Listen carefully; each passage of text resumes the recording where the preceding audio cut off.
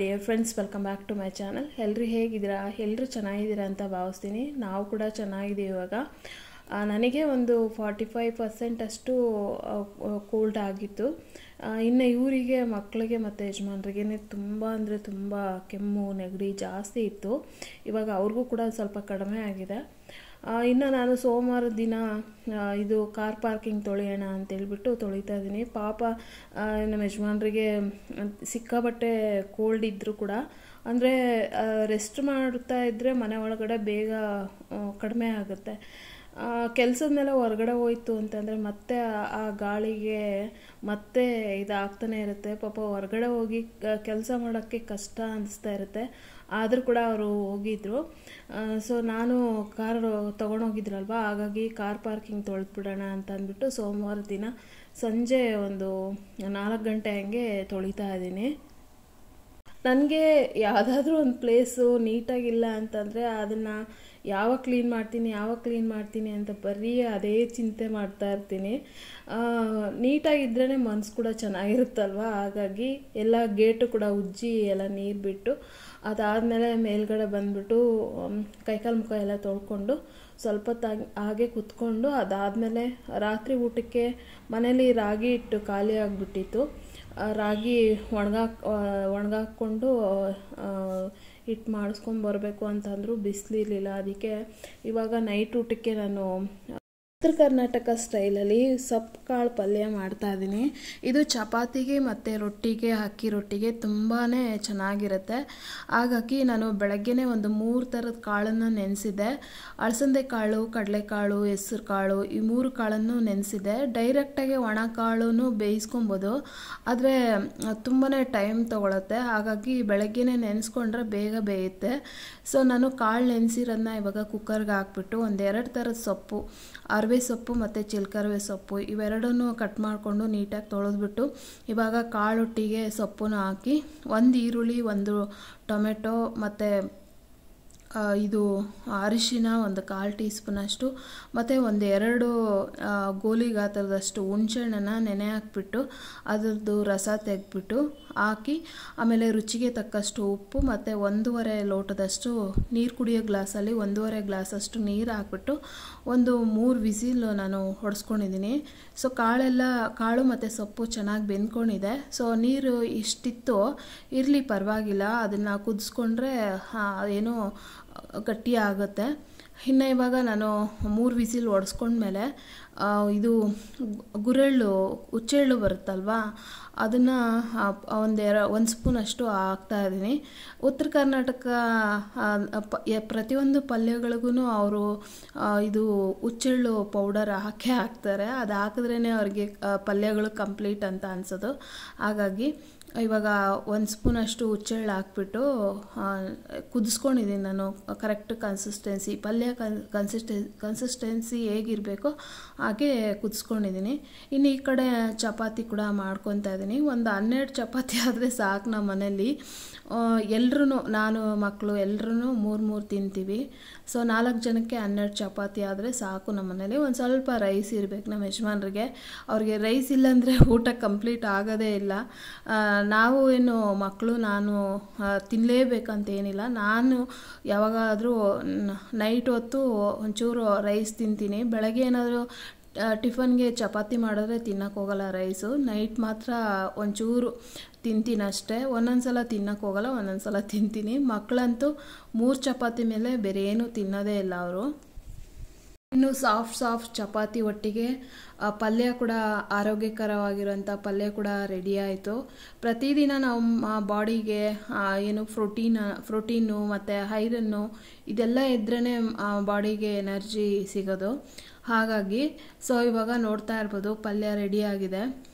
ಎಲ್ರಿಗೂ ಇಟ್ಕೊಟ್ಟು ಅದಾದಮೇಲೆ ಲಾಸ್ಟ್ಗೆ ನಾನು ಇಟ್ಕೊತಾ ಇದ್ದೀನಿ. 2 ಚಪಾತಿ ಮತ್ತು ಪಲ್ಯ, ಒಂದು ಸ್ವಲ್ಪ ಈರುಳ್ಳಿ ಹಾಕ್ಕೊತಾ ಇದ್ದೀನಿ. ಸೌತೆಕಾಯಿ ತಿನ್ನಕ್ಕೆ ಹೋಗ್ತಾ ಇಲ್ಲ, ನೆಗಡಿ ಆಗಿದೆ ಅಂತೇಳಿ. ಉತ್ತರ ಕರ್ನಾಟಕದವ್ರಿಗೆ ಈರುಳ್ಳಿ, ಸೌತೆಕಾಯಿ ಮತ್ತು ಮೆಂತ್ಯ ಸೊಪ್ಪು, ಇಲ್ಲ ಇದು ಏನೋ ಈರುಳ್ಳಿ ಇದು ಬರುತ್ತಲ್ವ ಸ್ಪ್ರಿಂಗ್ ಆನಿಯನ್ನು ಅದಿಲ್ಲ ಅಂತಂದರೆ ಅವ್ರಿಗೆ ರೊಟ್ಟಿ ಪಲ್ಯ ಕಂಪ್ಲೀಟ್ ಅಂತ ಅನ್ಸೋದೇ ಇಲ್ಲ. ಸೈಡ್ಸ್ಗೆ ಇವೆಲ್ಲ ಹಸಿ ತರಕಾರಿಗಳೆಲ್ಲ ಇಟ್ಕೊಂಡು ತಿಂತಾ ಇರ್ತಾರೆ. ಒಳ್ಳೆ ಊಟ ಮಾತ್ರ ಅವ್ರದ್ದು ತುಂಬ ಹೆಲ್ದಿಯಾಗಿರೋಂಥ ಊಟಗಳನ್ನ ಮಾಡ್ತಾರೆ ಅವರು. ಹೆಚ್ಚಿಗೆ ರೈಸ್ ತಿನ್ನಲ್ಲ, ಆಯಿಲ್ ಯೂಸ್ ಮಾಡಲ್ಲ, ಎಲ್ಲ ರೊಟ್ಟಿಗೆ ಎಣ್ಣೆನೇ ಯೂಸ್ ಮಾಡಲ್ಲ ಅಲ್ವಾ. ಇನ್ನು ಪಲ್ಯಗಳಲ್ಲಿ ಎಷ್ಟು ತೊಗೊತಾರೆ, ಒಂದು 3-4 ಸ್ಪೂನಷ್ಟು ಒಗ್ಗರಣೆ ಕೊಡೋದಕ್ಕೆ ಎಣ್ಣೆ ಕೊಡ್ತಾರೆ ಅಷ್ಟೇ. ಎಣ್ಣೆ ಮತ್ತು ಏನು ರೈಸ್ ಅನ್ನೋದು ಅವರು ತಿನ್ನೋದೇ ಇಲ್ಲ. ನಿಜವಾಗ್ಲೂ ಅವ್ರ ಫುಡ್ಡು ಹೆಲ್ದಿ ಫುಡ್ಡು. ಸೊ ನನಗೆ ತುಂಬಾ ಖುಷಿ ಆಗುತ್ತೆ ಅವ್ರ ಫುಡ್ಡನ್ನು ನೋಡಿದಾಗ. ಟಿಫನ್ ಎಲ್ಲ ಮುಗಿಸ್ಕೊಂಡು ಒಂದೊಂದು ದಿನ ಅಂತೂ ಟೆರೇಸ್ ಮೇಲೇ ಕೆಲಸ ಇರುತ್ತೆ. ಬಟ್ಟೆಗಳ ವಾಶ್ಗೆ ಹಾಕೋದು, ಒಣಗಾಕೋದು, ಮತ್ತು ಏನಾದ್ರು ಕಾಳುಗಳನ್ನ ಒಣಗಾಕೋದು ಇದೇ ಇರುತ್ತೆ. ಸೊ ಇವಾಗ ಮಳೆ ಸೀಸನ್ ಆಗಿರೋದ್ರಿಂದ ಕೆಲವೊಂದು ಸಲ ಬಿಸಿಲು ಬರುತ್ತೆ, ಕೆಲವೊಂದು ಸಲ ಮಳೆ ಬರುತ್ತೆ. ಹಾಗಾಗಿ ಏನಾದ್ರು ಒಣಗಾಕಿದಾಗ ಟೆರೇಸ್ ಮೇಲೇ ಇರಬೇಕಾಗುತ್ತೆ. ಹಾಗಾಗಿ ಬಟ್ಟೆಗಳೆಲ್ಲ ಒಣಗಾಕಿ ಒಣಗಿರೋದೆಲ್ಲ ತೆಗೆದು ಇವಾಗ ರಾಗಿ ಒಣಗಾಕ್ತಾ ಇದ್ದೀನಿ. ಈ ಸಲ ನಾನು ರಾಗಿ ಒಟ್ಟಿಗೆ ಸೊ ಸಜ್ಜೆ, ಜೋಳ, ನವಣೆ, ಮೆಂತ್ಯಕಾಳು ಇವಿಷ್ಟನ್ನು ಹಾಕ್ಬಿಟ್ಟು ಹಿಟ್ಟನ್ನು ಮಾಡಿಸೋಣ ಅಂತ ಅಂದ್ಕೊಂಡಿದ್ದೀನಿ. ಸೊ ಇದು ನಮ್ಮ ಹಿರಿಯರೆಲ್ಲ ತಿಂತಾಯಿದ್ರಲ್ವ, ನಮ್ಮ ಹಿರಿಯರು ಏನು ತಿಂತಾಯಿದ್ರೋ ಅದನ್ನು ತಿನ್ನಬೇಕು ಅಂತ ಯಜಮಾನ್ರು ಹೇಳ್ತಾರೆ. ಸೊ ನಾವು ಇವನ್ನ ಪ್ರತಿದಿನ ಏನೂ ತಿನ್ನೋದಿಲ್ಲ ಅಲ್ವಾ, ಸಜ್ಜೆ, ಜೋಳ, ನವಣೆನ. ಸೊ ನಾವು ಪ್ರತಿದಿನ ಮುದ್ದೆ ಮಾಡ್ತೀವಲ್ಲ, ಅದರೊಟ್ಟಿಗೆ ನಮ್ಮ ಬಾಡಿಗೆ ಸೇರಲಿ ಅಂತ ಅಂದ್ಬಿಟ್ಟು ನಾನು ಈ ಥರ ಇನ್ಮೇಲೆ ರಾಗಿ ಹಸಿಟ್ಟು ಮಾಡಿಸುವಾಗ ಎಲ್ಲ ಅರ್ಧ ಕೆಜಿನ ತಂದುಬಿಟ್ಟು ರಾಗಿ ಒಟ್ಟಿಗೆ ಮಾಡಿಸೋಣ ಅಂತ ಅಂದ್ಕೊಂಡಿದ್ದೀನಿ. ಆರೋಗ್ಯಕ್ಕೆ ತುಂಬ ಒಳ್ಳೆಯದಲ್ವಾ ಮಿಲೆಟ್ಸು. ಹಾಗಾಗಿ ಸಜ್ಜೆ ರೊಟ್ಟಿ, ಜೋಳದ ರೊಟ್ಟಿ ಇವನ್ನ ನಾವು ರೇರಾಗಿ ಮಾಡ್ತಿರ್ತೀವಿ. ಅದಕ್ಕೆ ಈ ಕಾಳುಗಳನ್ನ ಮಿಕ್ಸ್ ಮಾಡಿಬಿಟ್ರೆ ಪ್ರತಿದಿನ ಬಾಡಿಗೆ ಸೇರುತ್ತೆ ಅಂಥೇಳಿ ಈ ಥರ ಇನ್ಮೇಲೆ ಈ ಥರ ಮಾಡಿಸೋಣ ಅಂತ ಅಂದ್ಕೊಂಡು ಒಣಗಾಕಿದ್ದೀನಿ. ಇನ್ನು ನೆಕ್ಸ್ಟ್ ಡೇ ವ್ಲಾಗ್ ಕಂಟಿನ್ಯೂ ಮಾಡ್ತಾಯಿದ್ದೀನಿ. ಇವಾಗ ಯಾರೋ ಒಬ್ಬರು ಕಮೆಂಟ್ ಮಾಡಿಬಿಟ್ಟಿದ್ರು, ಆವತ್ತಿಂದ ನನಗೆ ವೀಡಿಯೋಸ್ ಮಾಡ್ಕೊಳ್ಳೋಕ್ಕೆ ಮೂಡಿಲ್ಲ. ಸೊ ಅದನ್ನು ಎಷ್ಟು ಮರಿಬೇಕು ಅಂತ ಅನಿಸಿದ್ರೂ ಆ ಕಮೆಂಟು ವಿಡಿಯೋ ಮಾಡ್ಕೊಳ್ಳೋಕ್ಕೆ ಏನೋ ಮೂಡಿರಲ್ಲ ಆ ರೀತಿ ಕಮೆಂಟ್ ಮಾಡಿದರು. ಯಾರನ್ನೂ ಏನೋ ಗೊತ್ತಿಲ್ಲದಿರೋರನ್ನ ಅಂದು ಕರ್ಮ ಕಟ್ಕೊಳ್ಳೋದಕ್ಕಿಂತ ಸುಮ್ಮನೆ ಇರೋದು ಲೇಸಲ್ವಾ. ಸೊ ಕೆಲವರು ಸುಮ್ಮನೆ ಇರೋದೇ ಇಲ್ಲ, ಏನಾದ್ರು ಒಂದು ಕಮೆಂಟ್ ಮಾಡ್ತಾನೆ ಇರ್ತಾರೆ. ಸೊ ನಮ್ಮ ಲೈಫ್ ಸ್ಟೈಲ್ ಏನಿದೆಯೋ ಅದನ್ನು ತೋರಿಸಿದ್ರೆ ಅದಕ್ಕೆ ಬಂದು ಕಮೆಂಟ್ ಮಾಡ್ತಾ ಇರ್ತಾರೆ. ಅದಕ್ಕೆ ನಿಮಗೆ ಆ ದೇವರು ಕೂಡ ಏನೋ ಒಂದು ತೊಂದರೆ, ಅಂದರೆ ನಿಮ್ಮ ಲೈಫ್ ಇರೋ ತನಕನೂ ನೀವು ನೋವು ಪಡೋ ಥರ ಆ ದೇವ್ರು ಕೊಟ್ಟಿದ್ದಾನೆ, ಆದ್ರೂ ಇನ್ನೊಬ್ಬರನ್ನ ಬಂದು ನೋಯಿಸ್ತೀರಾ. ಸೊ ಹಾಗಾಗಿ ನಾನು ಇವತ್ತು ಬ್ಲಾಗ್ ತುಂಬ ಶಾರ್ಟಾಗೆ ಮಾಡ್ಕೊಂಡಿದ್ದೀನಿ. ಪ್ರತಿ ಸಲ ಅದು ವಿಡಿಯೋ ಶೂಟ್ ಮಾಡ್ಕೊಳ್ಳೋವಾಗಲೆಲ್ಲ ನೆನಪಾಗ್ತಾ ಇರುತ್ತೆ. ಹಾಗಾಗಿ ನನಗೆ ವೀಡಿಯೋಸ್ ಮಾಡ್ಕೊಳ್ಳೋಕ್ಕೂ ಇಷ್ಟ ಇಲ್ಲ, ಬ್ಲಾಗ್ ಅಪ್ಲೋಡ್ ಮಾಡೋಕ್ಕೂ ಇಷ್ಟ ಇಲ್ಲ. ಆ ಥರ ಕಮೆಂಟ್ನ ಮಾಡಿದರು. ಏನು ಮಾಡೋದು, ಕೆಲವ್ರಿಗೆ ಬರೀ ನೆಗೆಟಿವಿಟಿನೇ ತುಂಬ್ಕೊಂಡಿರುತ್ತಲ್ವಾ. ಸರಿ ಶಾರ್ಟಾಗಾದರೂ ಪರವಾಗಿಲ್ಲ ಅಂತ ಅಂದ್ಬಿಟ್ಟು ಇವತ್ತು ಬ್ಲಾಗ್ ಅಪ್ಲೋಡ್ ಮಾಡ್ತಾಯಿದ್ದೀನಿ. ಇನ್ನು ಇವತ್ತೆಲ್ಲ ನೆನ್ನೆ ಎಲ್ಲ ಬಟ್ಟೆಗಳು ವಾಶ್ ಮಾಡಿ ಒಣಗಾಕ್ಕೊಂಡು ಕಾಳನ್ನು ಒಣಗಾಕ್ಕೊಂಡಿದ್ದೆ. ಇನ್ನು ಇವತ್ತು ಹಬ್ಬ ಸ್ಟಾರ್ಟ್ ಆಗುತ್ತೆ. ಹಬ್ಬ ಹತ್ತತ್ರ ಬರ್ತಾ ಇದ್ದಂಗೆ ಮಳೆ ಅಂತೂ ಬಿಡೋದೇ ಇಲ್ಲ. ಹಾಗಾಗಿ ಇವತ್ತೇನೋ ಬಿಸಿಲು ಚೆನ್ನಾಗಿತ್ತು. ಅದಕ್ಕೆ ಬೆಡ್ಶೀಟ್ಗಳೆಲ್ಲ ವಾಶ್ ಮಾಡ್ಕೊಂಬಿಡೋಣ ಅಂತ ಅಂದ್ಬಿಟ್ಟು ಎಲ್ಲ ಬೆಡ್ಶೀಟ್ಗಳು, ಮತ್ತು ಇವಾಗ ಮಳೆ ಬರ್ತಾ ಇರೋದ್ರಿಂದ ಚಳಿ ಇರುತ್ತಲ್ವ, ಎಲ್ರಿಗೂ ನೆಗಡಿ ಕೆಮ್ಮು ಆಗಿದ್ದರಿಂದ ಇವರು ಸ್ವೆಟರ್ಗಳೆಲ್ಲ ಯೂಸ್ ಮಾಡಿದರು. ಅದಕ್ಕೆ ಟವಲ್ಲು, ಸ್ವೆಟರ್ಗಳು ಮತ್ತು ಬೆಡ್ಶೀಟುಗಳು ಎಲ್ಲ ವಾಶ್ಗೆ ಹಾಕ್ಕೊತಾ ಇದ್ದೀನಿ. ಹಬ್ಬದ ಕ್ಲೀನಿಂಗು ಒಂದೊಂದೇ ಸ್ಟಾರ್ಟ್ ಮಾಡ್ಕೊಂಡಿದ್ದೀನಿ.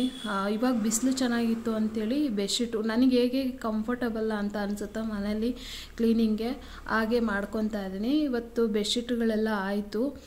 ಇನ್ನು ನಮ್ಮ ಮಂತ್ಲಿ ಪೀರಿಯಡ್ಸ್ ಎಲ್ಲ ಇದ್ದಾಗ ಬೇರೆ ಬೆಡ್ಶೀಟನ್ನ ಇಟ್ಕೊಂಡಿರ್ತೀನಿ. ಅದನ್ನು ಅದು ಹಚ್ಕೊಂಡು ಅದಾದಮೇಲೆ ವಾಶ್ ಮಾಡಿಕೊಂಡ್ರೆ ಆಯಿತು ಅಂತ. ಇದು ರೆಗ್ಯುಲರಾಗಿ ಹೊಚ್ಕೊಳ್ಳೋದು.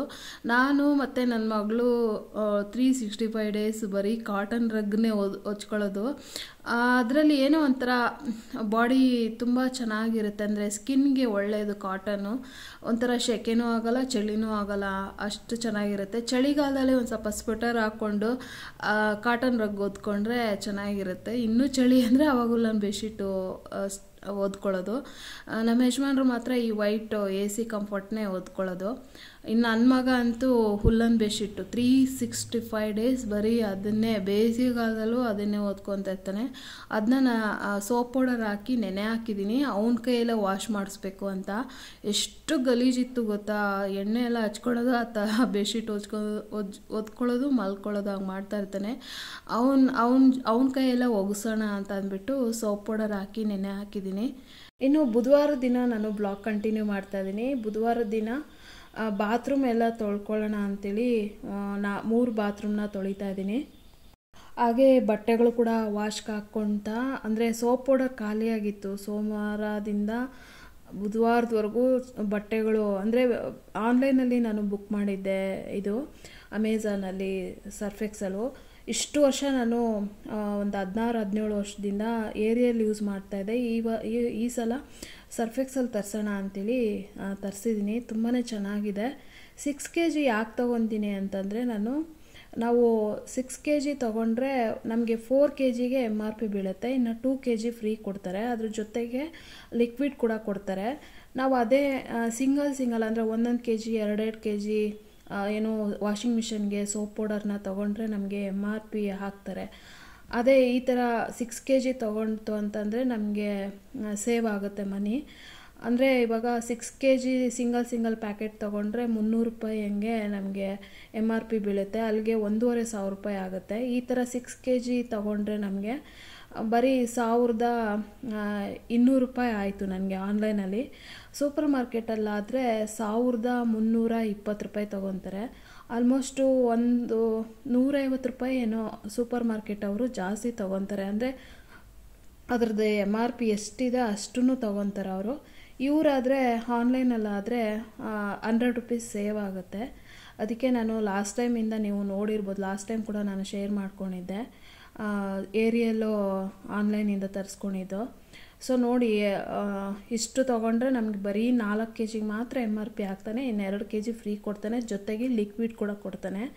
ಸೊ ಮನಿ ಸೇವ್ ಮಾಡೋರು ಈ ಥರ ಪ್ಲ್ಯಾನ್ ಮಾಡಿದ್ರೆ ಮನಿ ಸೇವ್ ಮಾಡ್ಕೊಬೋದು. ಆಮೇಲೆ ಕ್ಲೀನ್ ಮಾಡಿದ್ದಾದಮೇಲೆ ತಲೆ ಸ್ನಾನ ಮಾಡಿಕೊಂಡು, ಇನ್ನು ಬೆಡ್ಶೀಟ್ ಎಲ್ಲ ವಾಶ್ಗೆ ಹಾಕಿದ್ನಲ್ಲ ಅವನ್ನೆಲ್ಲ ತಂದು ಮಡಚಿ, ಆಮೇಲೆ ಲಾಸ್ಟ್ ಟೈಮ್ ವರಮಹಾಲಕ್ಷ್ಮಿ ಹಬ್ಬಕ್ಕೆ ನೆಕ್ಲೆಸ್ ತೊಗೊಂಡಿದ್ದೀನಿ ಅಂತ ಹೇಳಿದ್ನಲ್ಲ, ಅದ್ರ ಡಿಸೈನ್ ತೋರಿಸಿ ಪದ್ಮ ಅಂತ ಕೇಳಿದ್ರಿ. ಗೋಲ್ಡ್ ಸ್ಕೀಮ್ ಮುಗ್ದಿತ್ತಲ್ವಾ, ಸೊ ಅದ್ರ ಜೊತೆಗೆ ಒಂದು ಸ್ವಲ್ಪ ಅಮೌಂಟ್ ಪೇ ಮಾಡಿ ಮತ್ತೆ ಇನ್ನೊಂದು 5 ಗ್ರಾಮಷ್ಟು ನಾವು ಹಾಕಿ ಈ ನೆಕ್ಲೆಸ್ನ ತೊಗೊಂಡು ಬಂದ್ವಿ. ಸೊ ನನಗೆ ಅಂತ ಹಾಕಿದ್ದು ಫಸ್ಟು, ಅಂದರೆ ವರಮಹಾಲಕ್ಷ್ಮಿ ಹಬ್ಬಕ್ಕೂ ಆಗುತ್ತೆ, ಮತ್ತು ನಮ್ಮ ಆ್ಯನಿವರ್ಸರಿಗೂ. ಇನ್ನೇನು ಹೆಚ್ಚು ಕಮ್ಮಿ ಜುಲೈಗೆ ನಮ್ಮದು ಆ್ಯನಿವರ್ಸರಿ ಇರುತ್ತೆ, ಮತ್ತು ಆಗಸ್ಟ್ಗೆ ವರಮಹಾಲಕ್ಷ್ಮಿ ಹಬ್ಬ ಇರುತ್ತೆ. ಎರಡಕ್ಕೂ ಆಗುತ್ತೆ ಅಂತ ಅಂದ್ಬಿಟ್ಟು ಸ್ಕೀಮ್ ಹಾಕಿದ್ವಿ.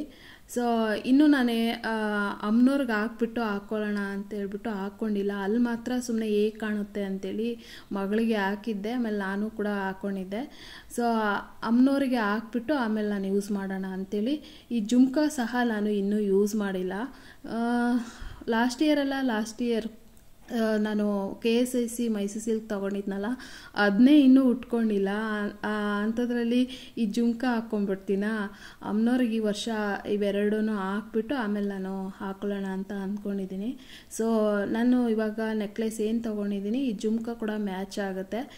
ಒಳಗಡೆ ಫಾಲ್ ಸೀಲಿಂಗ್ ಲೈಟಲ್ಲಿ ಈ ಥರ ಕಲರ್ ಕಾಣುತ್ತೆ, ಟ್ಯೂಬ್ ಲೈಟಲ್ಲೇ ಒಂಥರ ಕಲರ್ ಕಾಣುತ್ತೆ. ಕಲರ್ಗಳ ಚೇಂಜ್ ಮಾಡ್ಕೊಬೋದು ನಾವು, ಗೋಲ್ಡ್ ಯಾವ ಥರ ಬೇಕೋ ಆ ಥರ ಕಲರ್ನ ಚೇಂಜ್ ಮಾಡ್ಕೊಬೋದಂತೆ. ಗೋಲ್ಡ್ ಶಾಪ್ಗೆ ತೊಗೊಂಡೋದ್ರೆ ಮಾಡಿಕೊಡ್ತೀನಿ ಅಂತ ಹೇಳ್ತಾಯಿದ್ರು ಅವರು. ಸೊ ಇನ್ನು ಶುಕ್ರವಾರ ದಿನ ನಾನು ವ್ಲಾಗ್ ಏನು ಮಾಡ್ಕೊಳ್ಳಿಲ್ಲ.